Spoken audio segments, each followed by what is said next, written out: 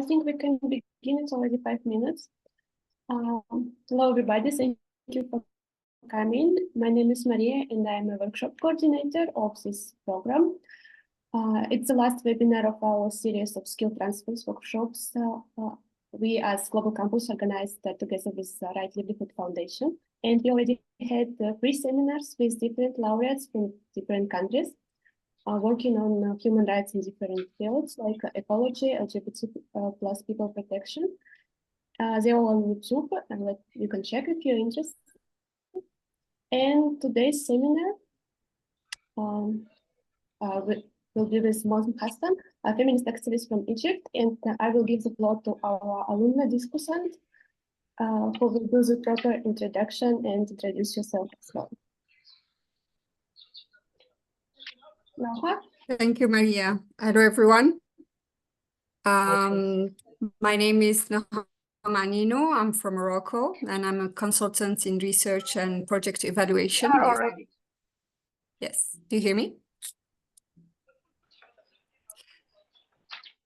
Also an alumni of the Global Campus for Human Rights, as I graduated from ARMA, the Arab Master in Democracy and Human Rights at St. Joseph University of Beirut in 2020.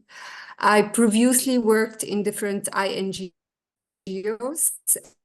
where the purpose is to develop a strategic hub for the advancements, but also the interconnection and coordination of key human resources and expertise in the area of human rights.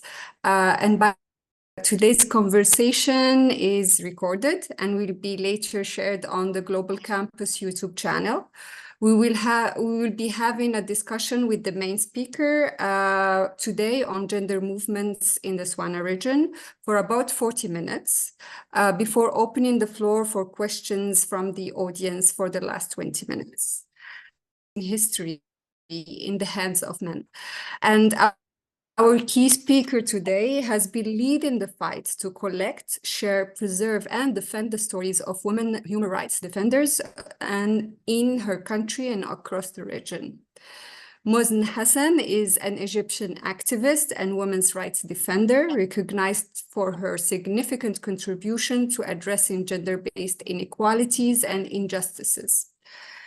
Founder of the Nazra for Feminist Studies and the Doria Feminist Fund, she has received many awards and recognitions in her consistent activism defending and advocating for human rights and gender equality in Egypt and beyond, the latest of which is the Rights Livelihood Award that she received in 2016. So, Mozn, thank you so much for joining us today. Thank you for inviting me. It's really my privilege all the time to be with the Global Campus and my family, the Right Livelihood. Thank you. Ahlan sahla fiki. So I would like to start. So I was recently watching the virtual roundtable conversation you had with the women's rights in Egypt. It was with the Council for Foreign Relations think tank 3 years ago. Very interesting video. If people want also to watch it, it's available on YouTube. But I would like to pick up from that discussion and ask you about the current women's rights situation in Egypt. Were there any changing points on the landscape recently, and how have been the challenges and small wins happening recently? Thank you. Okay, once again, thank you, and thank you really for having this discussion. I think it's hard to see the last 3 years in Egypt or in our region without understanding what has been happening historically in this region about women's issues and feminism. When we were discussing these societies, and most of the time we have this perception about us as feminists, as those elite or those who are not working with the real people, as if there are real citizens and others are not. And I think this is part of the colonial approach all the time for how our region has been developed, affected, and also be in resilience all the time. What has been happening in Egypt that I really believe that feminism and having women's issues and women's existence in the public sphere is beyond many of the people internationally or in different movements. Not because I have this chauvinist Egyptian thing, I'm not, I'm trying not to be, but at the same time, we have this struggle of women in the public sphere in Egypt from 1919. Began, I think, in a different way in 2011, when the public sphere has been changing in a way and having new structure and new mobilization perspectives and new generations to enter the public sphere in Egypt and different countries in this region, create new wave of more about engaging with the public sphere, have new tactics relating to democratization and bigger causes, and at the same time, they got the targeting everyone in the civil society and in Egypt for years have been facing. The last 3 years, I think, and I still believe it's not only me or any person in Egypt. I think the collectivity of the work of the feminist movements and groups in the last decade, which makes people now see that there is some hope or changes have been happening in Egypt. I have been always saying that we as feminists, because we understand, and one of the good things of being a feminist is to understand the power dynamics. Those powerful, securitized, militarized militias and other people are not walking up any day and say that, oh, let us give women some rights. It is the work of the local movement. At the same time, while you don't have a public sphere, your issues have been co-opted all the time. And this is, I think, what's happening in a way now, not only in Egypt, but it is back to what have been happening from 1952, that people are waiting for a man to tell people that we have a nice president or a nice government or a nice leader that is giving us these rights. I don't think this is the thing. I think what's happening is about the work of the different feminist groups. And if there is any of the lacks in different things, it's mainly because of the closure of the public sphere and the targeting for people in Egypt. Very interesting, thank you. From this, I want to also ask about Nazra. Since 2021, like it's been 2021 has been a pivotal year for Nazra, and you mentioned that you're aiming for a new vision to go more regional and focused on education. Why education, and how was this transition? Mainly, Nazra has been part of many of what's happening in Egypt, the good and the bad things. And by the end of 2021, Nazra has been out of this big case, which was 173, what has been known as the foreign funding case, which we have been in for 13 years. And 2 months ago, the case has been closed. And at this time, for the last 13 years, Nazra has been under this attack, has been increased in certain way, and I have been, as part of this case, being under this targeting for different levels, state and non-state media and social media and other things. By the end of 2021, Nazra is, for the first time after many years, is not under attack. And this is something weird. I think we have been working by resilience more than having vision in this thing. And I stepped down from being the executive director. And the perspective, because Nazra has been working within the region for years, and because we understand that being a feminist in solidarity with your region and international, that you understand and be intersectional, that you couldn't understand the feminist movements in Egypt while you are not in in a deep connection with what's happening in Lebanon, what's happening in Sudan, what's happening in Morocco, in Tunisia, in the Gulf, and other things. We have been in this intersectional things for years, but I think the new Nazra has this perspective of being back as not a resilient place, more than producing knowledge and doing many of the educational things, because this what feminists can leave for the history. Like you said about Fatima al-Marnisi, that because our narratives all the time are on the hands of those who are winning, and most of the time men with power who are securitized and violent are in power. So our history and our narratives are not there. So I think places like Nazra and others who have been in this process for years and really believe in the intergenerational of the movement can give more time and effort for education and mentoring new groups, and leave the new groups and movements in the region to do what they believe that it is important now, because this is also about understanding the intergeneration of the movement, that maybe we did good things, but it was also about the time and space.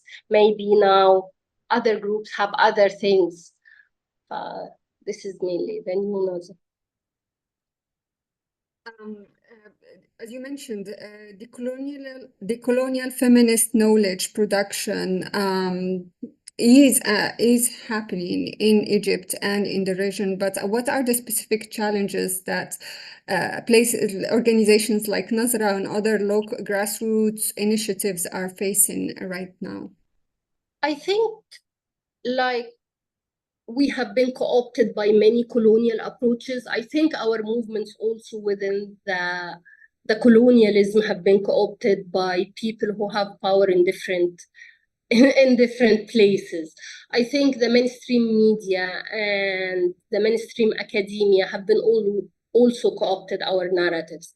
I'm always saying this, that I think I spent third of my life meeting researchers and doing interviews and helping researchers to do their masters or PhDs on the feminist movements in Egypt and international and in the region. And I can remember only 5 or 6 people from all those people in 20 years sending me the final draft. Most of the time, they are not dealing with us as producers of knowledge. They are seeing us as interlocutors. They are not asking themselves that while we are repeating our stories and our things, how this can affect us. We are doing this because it is part of our work, but at the same time, how the mainstream academia have been really co-opting us. And I'm always saying that Nazra is less than many organizations have been targeted by the academia.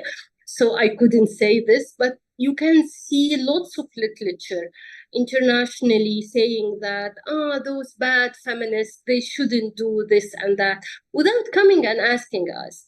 And even analyze us and do things for us, because many times being an activist in a region which is not stable by any way, you need an external eye.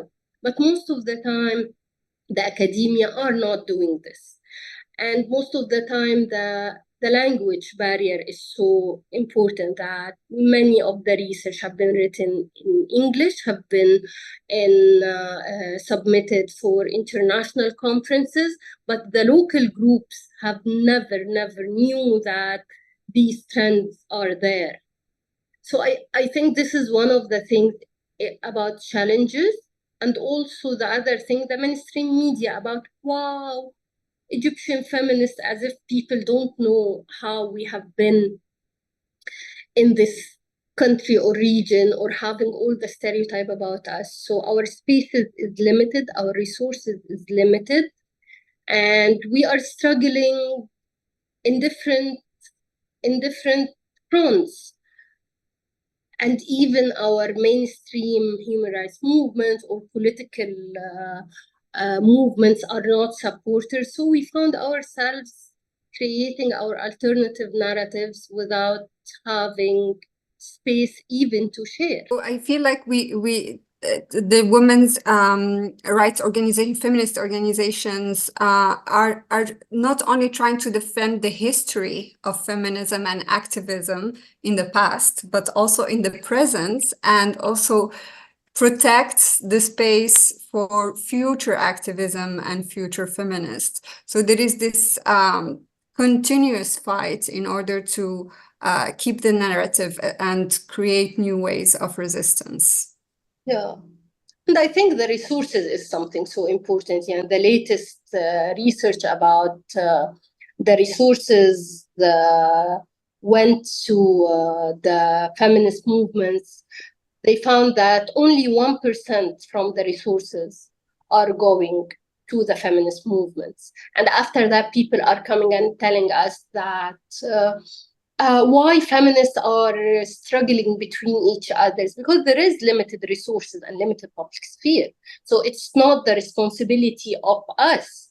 It is about how people are limiting our resources, are limiting our spaces, are targeting us all the time. And I think with all the perspectives publicly about the feminists and other things, I think it is about how people are not understanding the core of these movements as mainly a political movement which has its differences, its struggles, and we shouldn't be the same, because it is, the solidarity is not about we have been born as women. No, it's about the same rights and the same pain we have been facing in different levels in our lives, and this is what creates solidarity. Yeah, I was reading earlier a starter kit called that was created by the GIZ about feminism, feminist development policy in the MENA region. And they mentioned that one of also the challenges, like you mentioned about funding, is that it tends to privilege well-established organizations that have an elaborated bureaucracy. And this is also an additional challenge that you have faced, or that you know other organizations have facing. And how are you trying to navigate such challenges? I think also by also having this analysis about colonial and decolonial and trying to deconstruct what has been happening, I think the international community have not never, but have most of the time not in the support of the feminist movements. Even by, they are also putting this pressure on the feminist movements and the groups, because there are hierarchy, because life has hierarchy. We are trying, by the way, one of my mentors, I was young at this time, and I was telling her that why we are fighting together all the time. She told me that maybe we try to be more democratic than others, and we try to explore our democracy, but people want us not to be democratic. And I have been thinking about this all the time. Funders couldn't create movements. They can support by resources, but movements have to be local. And this is one of the things most of the international organizations, donors, have been in this not understanding to have this. There is no equality in funding, because there are people who are giving money and others are receiving, but at the same time, having this partnership is so few in this world. You couldn't see it except in some feminist organizations who are funders or donors or have been supporting different groups like Kavenna Tel Kavenna. I'm not saying this because they are also laureates of Right Livelihood, but they are really a feminist partner. They know the power dynamics, but at the same time, they have been supporting the groups they have been working with in understanding of this feminist movement, the core funding thing. The international community and the international funders have been making us spend 10% at least of our lives writing proposals about, and we have to differentiate between the output and the outcome and input and other things, which I still don't understand while I'm working in this, more than focusing on the impact. So they made it for us to do this. So there are people can be more professional or well-known than others. Simply, how we can change this, I think the idea of the feminist fund regionally and locally have been changing this idea that how you can create funding in certain country or in certain region or focusing on certain cause by activists and feminists from these places or from these groups, and have been struggling to not only collecting funding, but also have a say of those people within the maps of how the resources and where the resources are going. And this brings us to the second components of the discussion today, which is about the regional movements and the resistance. You once shared also that when it comes to women's rights movements and advocacy, solidarity matters, especially in terms of sharing knowledge and also tactics of resilience. Can you tell us more of where this is coming from, and how do you see local, national, or even regional collaboration happening to share knowledge and also successes? Yeah, I have also to highlight that I like resilience more than resistance, because for me, resilience is about, we have been in this process of being peaceful, democratic, and collective.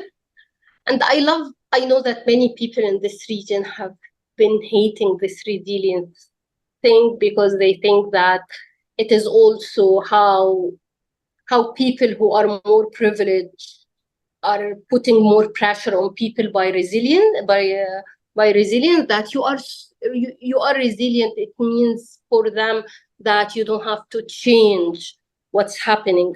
On the contrary, I see resilience is about understanding what's happening and trying to change in peaceful and within the democratic movements in different ways. I think what has been happening in the last decade in this region has been, what can I say? It has been a test for different generations on how they can experience something extraordinary, and we didn't expect that we will face. I remember when we have been working on the constitution, and we have been sharing this with the Tunisians. None of us, when we began working on the feminist movements in this region, thought that those people who are running these countries, Hosni Mubarak or Ben Ali or Al-Qaddafi or Al-Bashir, will leave. So we were not thinking about writing constitutions, and suddenly this happened. And this opened this sharing experiences and solidarity between communities, countries, and the movements in different tactics. So I think the process of amending constitutions and adding women's rights in the constitutions in this region is one of the examples of how this regional movement have been helping each others and being in solidarity. I think the solidarity and the support for different feminists who have been attacked or targeted by certain state or non-state actors in this region and had this wide support from the region and the regional movements is also another example. The work on violence against women, especially sexual violence and sexual harassment, and having this solidarity. I remember the days of of big events in Egypt. We have been having different groups in Lebanon, in Tunisia, in Morocco, and other things, and other places supporting us. What's happening now when many people from this region trying to work closely with the Sudanese women to document sexual violence and rape, and raising their voices is one of these examples. I think the support of the peaceful movements of Palestine and women who have been dying every day, and having this support for those women. I'm seeing what's happening from the feminist movement to the Palestinian women, children, and families who are coming to Egypt as example. This is also happening for Sudanese and others. So I think there are many examples. One of the problems that, like we said from the beginning, that we are not documenting our tactics, because also this is how women have been raised, that we are not doing something important. But men can write books all the time about, wow, how they lived and were so good to people. I think also that we as movements, we don't have collective memory for us. And at the same time, most of the time, people are seeing this work as the structured patriarchy see us, that we have to serve. But while who is sitting on the table, this is the time for men. And we can see it clearly with the work and amazing work the Yemeni feminists have been doing as example, but how they are struggling to get their spaces on the table, them or the Libyan women or others. Interesting. I'm taking notes as we are speaking, and you mentioned the work with thematic. I'm currently working with them on participatory action research on economic gender-based violence in the MENA region, in 4 countries in the MENA. And it's a very interesting approach where, as you mentioned, collecting information should be on the ground with the grassroots organizations, by the communities themselves, and to value everyone as an expert in the thematics and issues that they are facing, which could be a very interesting approach in collecting information and sharing a local and narrative. I think we could open the floor now for questions. I think you mentioned many things that the audience would like to ask more about. So please raise your, click on the icon with the hand raised, and we will give you the time and space to ask your questions. Thank you. Yes, Adil, you go ahead. Thank you so much, Nouha, and thank you so much, Mozn, for the presentation. I took too many notes, and I have quite a few questions, but I will keep it very short because I don't want to monopolize the conversation. Can you introduce yourself? Of Yes, course, of please course. go ahead. Sorry, I should have started with that. My name is Hadar Ramdani. I studied with Nouha back in Lebanon a couple of years ago, and I work now for a foundation based in Geneva, in Switzerland. Yeah, I mean, I think everything you said is so important and so right, and that it's often overlooked, so we don't hear those kind of stories enough. So I learned a lot, and I really wanted to thank you for that. I made 3 points, which I'd love to get your insights on. The first one is about the narratives. I think you're absolutely right that there is a tendency in the region where we don't see, or we don't want to hear, or we don't want to see the stories from the communities and from the people. And to me, the issue of the narratives is also linked to the issue of visibility, right? So we don't want to see, or the stories are not heard, right? So to me, I'm very curious about what kind of practical steps do you think we should be taking to make those voices more visible, right? So it's about the space, but I know that the space in the Middle East is challenging because it's linked to the issue of safety and security, right? Which is not the case in other regions, right? So how can we ensure And what kind of structure do you see in such a space to build collective solidarity? Because I'm from Algeria and I spend a bit of time in the region, and often organizations don't know each other. They don't see each other. So how can we improve that? The second element to me is about intersections, because a lot of things that you've mentioned are actually similar when I talk to youth-led organizations in the region or climate organizations in the region, right? When we talk about climate justice.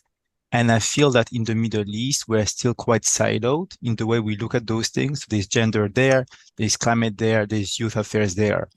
But when I talk to partners in Africa, even in Africa and Latin America, you see much more of those intersections, right? So there's that one group which I love, which is Women for Climate Justice in Latin America, or Fundo Casa, which is also kind of re-granting funds to the region of Latin America, or even we see that in Southern Africa. But in the Middle East, I don't see them. I'm sure they exist, but maybe it kind of links back to the issue of visibility. So I'd love to hear from you about how do we kind of reinforce those intersections. And then, yeah, I mean, you've mentioned the fund, and I'm very, very interested in that question. So how can we kind of have those funds for funders to be able to turn to in order to sort of provide more funding, an earmarked core, or flexible to the region?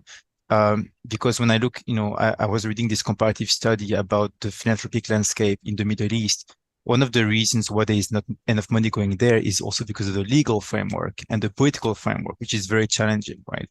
So we see many NGOs in the Middle East that are registered in the US or the EU, and then the money kind of makes a loop to end up in the region. So you've created a fund, if I understood correctly. So I'd love to hear your insight about how do you make it, and how do we kind of increase that partnership? Thank you. Thank you so much, Adi. I think about the narratives, there are many organizations and groups have been doing this for years. يعني باحثات in Lebanon, Women Memory Forum in Egypt, many groups in Tunisia and Morocco have been doing this narrative in a way. But also, I think it will always be hard, and because how we live in this ecosystem in this region is really hard.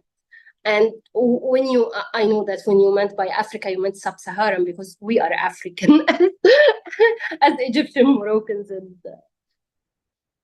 Algerians. But because this region have been not stable, and I don't think it will be stable soon, sometimes you don't have time. And because of that, I have been, and I know sometimes I'm criticizing the academia too much, because I think they can help us in this more than studying us, to work with us, to be engaged scholars in this, because we couldn't write the narrative, do the advocacy, building the movements, doing tactics not to be in prison,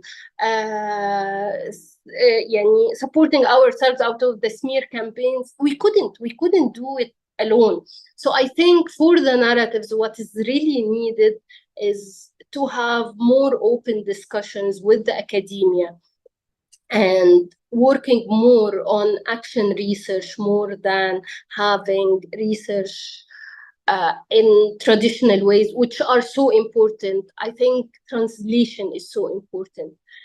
Translation, having the local and the grassroots groups is really important for this, and we can do it together. We really can do it together. The second thing about the intersectionality, okay, you are young, I'm older, but I think the generations which have been engaged from 2000 and after that 2011, and now what's happening in supporting Palestine as example, or what's happening in Sudan, the solidarity happened with Syrians and others, have been changing than the previous generations. I think we know about each other's more than before. We didn't generations before us didn't have, I think they didn't have that chance, not because they didn't want, because we have been lived in this with those autocratic, militant, crazy people. Yeah, for years, we don't know something coming from Algeria, as example. We don't know. We know that you exist. We don't know. We really don't know. This has been recently doing this. For years, we hear about the Sudanese feminists and other things, but we didn't have in contact with them. So I think there is willingness from the groups to be intersectional, not only, I think the new generations on feminists are understanding the intersectionality about the climate, about the democratization, about being youth or being young or having new generations. The problems, I think, is more structured than the group themselves. And sometimes I think that it's hard to put all the pressure on the movements. We don't have access for visas, as example, as activists. I think we all live spending lots of our times in front of any European embassy to give us 3 days for the conference and spending lots of money for this. We have closure of the public sphere in our region, so we couldn't meet in our region. We couldn't.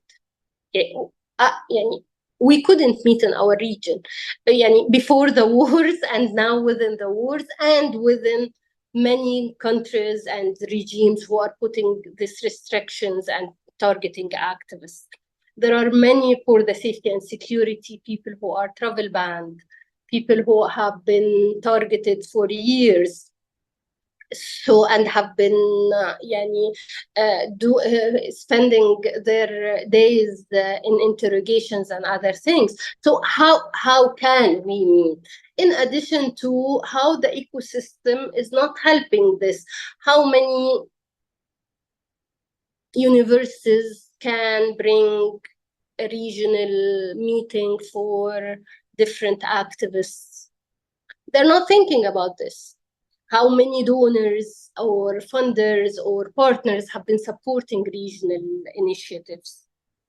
It's really hard. So I think I'm pro our movements, and I think our movements in our region is one of the most resilient, strong, and have been facing a lot.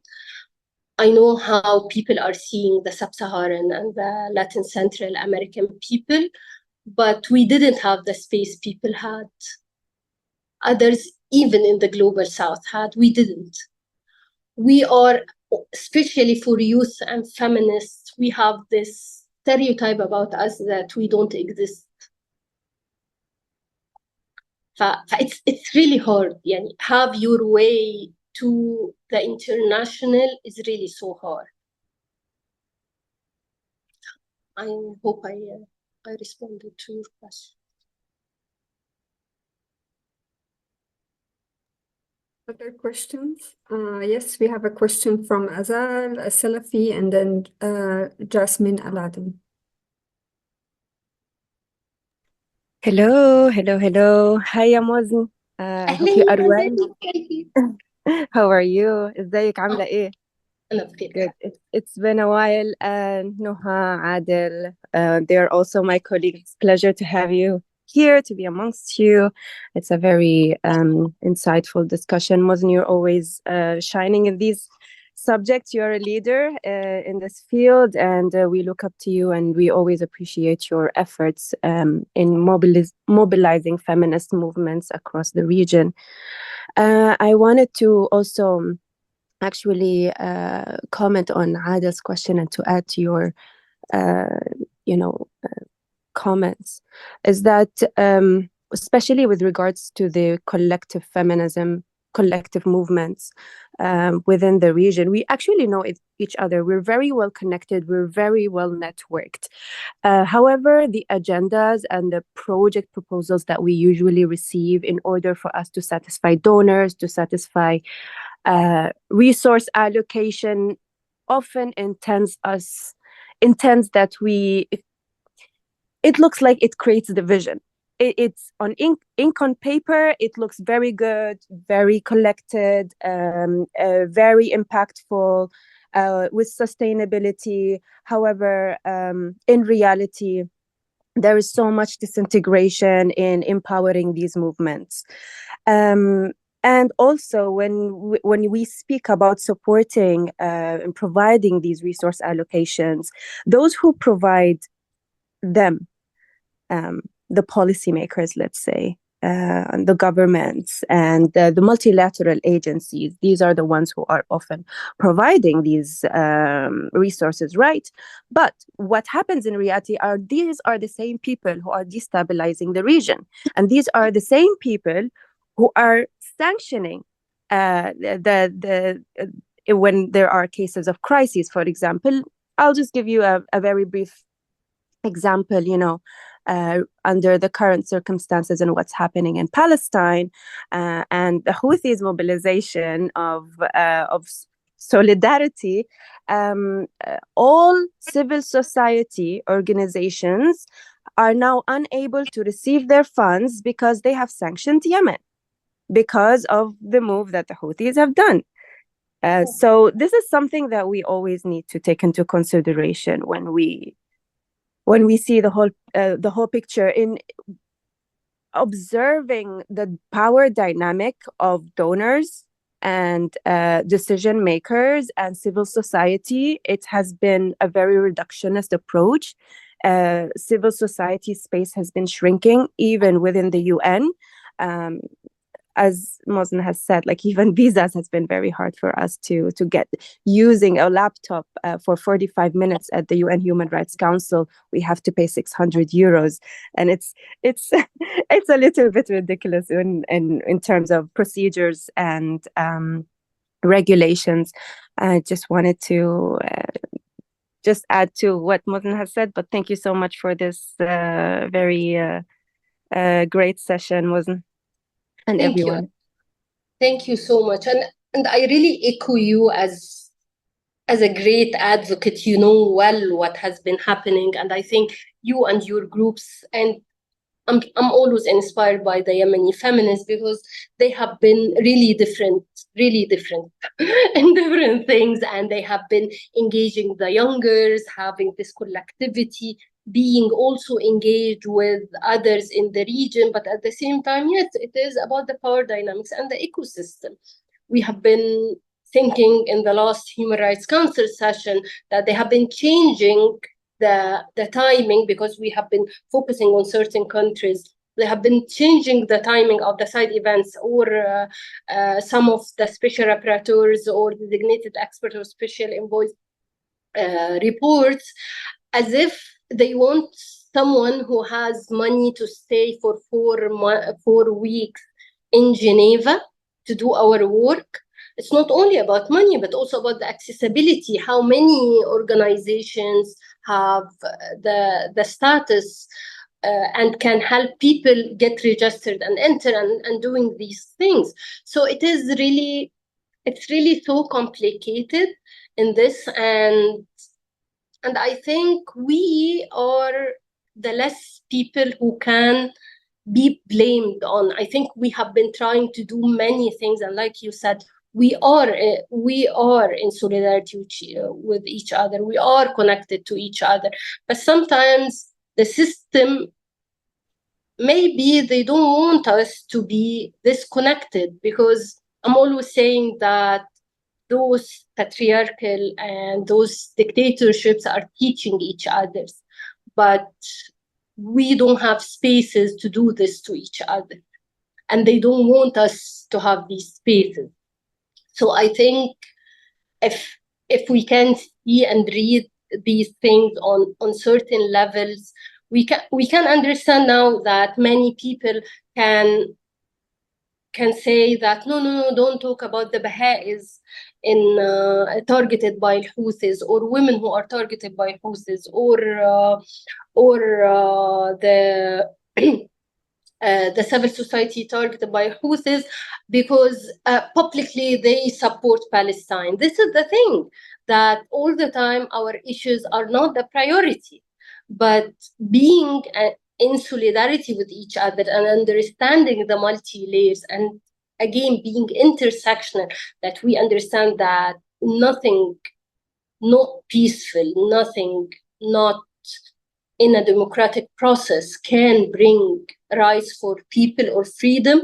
These spaces is limited more and more in our region and internationally, and in the spaces, and the UN is a clear example of this, while we are heading to the Human Rights Council, so we know the pain. Yeah. Jasmine, yes, please go ahead. Thank you, Mozn. I'm just like to make lots of notes, and I have like a 3 lecture today, for example, and I didn't get one note. But for you, I'm just like to enter this Zoom meeting, and I'm just like right. And thank you, really, really, thank you for that.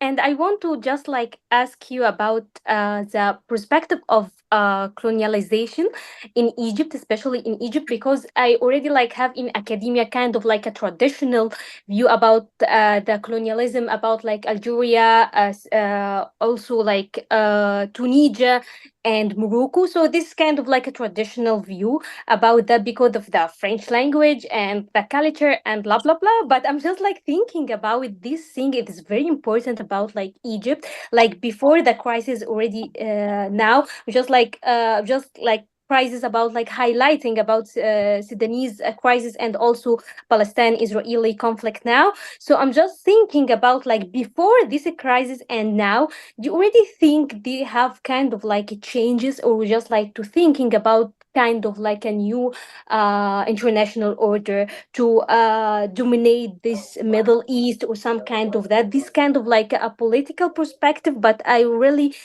kind of like excited to your perspective about that, especially in Egypt. Yeah. Thank you, Yasmin. I'm always happy to see you. Yeah, I think I have to say something. I like this understanding and analysis and decolonize, but I'm not through the conspiracy theories. And I think this is, because this is really something so important. I think understanding that this region has been a reflection of years, and especially in Egypt, decades and centuries of colonialism on different levels. You couldn't understand, if you are not analyzing this, you couldn't understand Egypt. So colonialism is not only what happened during the British time. It happened within the Ottoman time, when we didn't, Egypt, as example, we have never had someone who's ruling Egypt is Egyptian until Gamal Abdel Nasser came, and this is something so painful. So but this is the truth. So understanding colonialism in Egypt is understanding that how the social movements also have been, and the political movements have been mobilized. So seeing that everything happening to women have been related to the public sphere, because mainly we were under colonialism. So in 1919, when Egyptian women have been in the street, they have been killing not only the stereotype, the realities of having women only in haramlik. It was to fight colonialism. So this movement from the beginning began by fighting colonialism. And this has been the narrative all the time, even when you are thinking about the history before this. Decolonization doesn't mean, for my perspective, that we are not part of this movement, which has been shining and having their challenges and their successes internationally. Because some of the academia, as you're an academic person, I can say it clearly, that most of the academia have been analyzing us and analyzing the social movements and the feminist movements, especially from the perspective of decolonization, in a way that we are also not part of this. Yani Layla Ahmed wrote this great book about Qasim Amin, son of Cromer.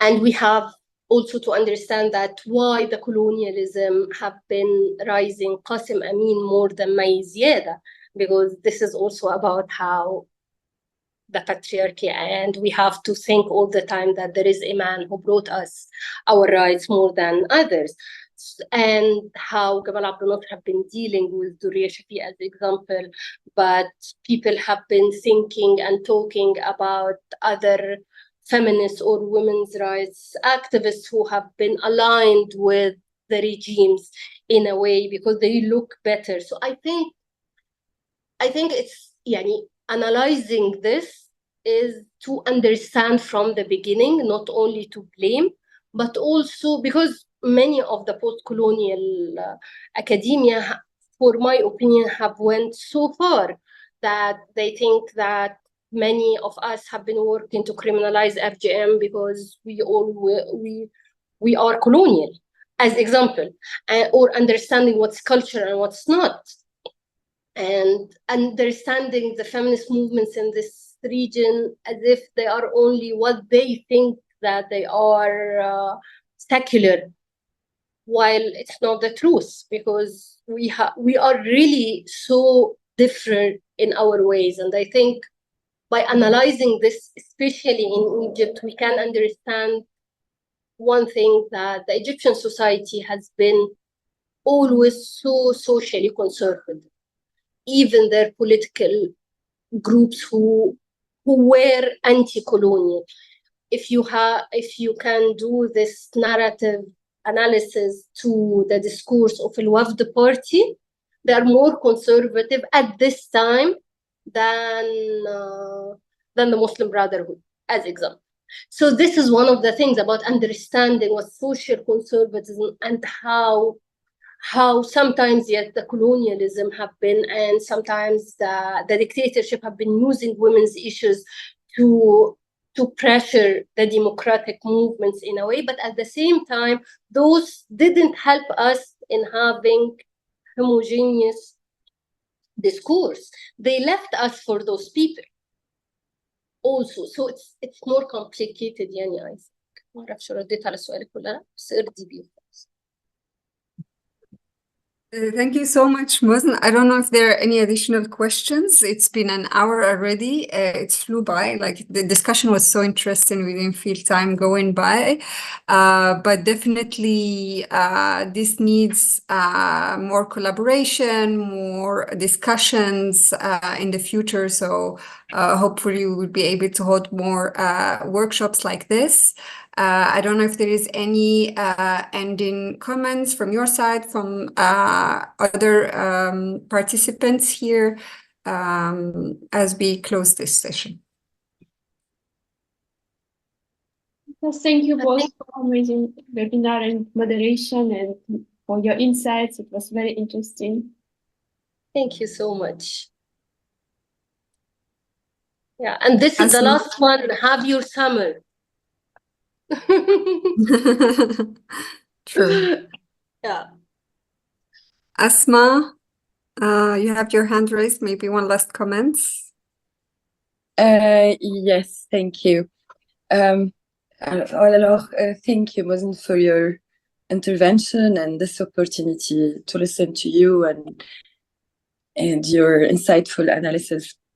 I don't really have real specific questions, but I would like to be gourmand, as we say in French, and ask you some recommendations to us in Tunis through your eyes, through your experience, the great experience that you have now in Tunis. What would you advise us during these very, very challenging times? And don't you think that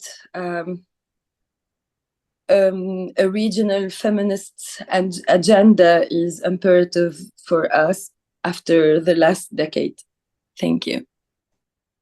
Thank you, Asma. And I know what's happening in Tunis now. I think it's heartbreaking to all of us, not me personally, because these are my friends, my mentors, the people I have been learned from, and seeing them in this position, it's really heartbreaking. But I really think that the Tunisian feminists have many leverage more than others in the region. One of the things that you are really intergenerational, you are really political. I think your mentors like Bushra Belhaj is giving an amazing example of being strong and being too feminist to be true in this level. What I really think,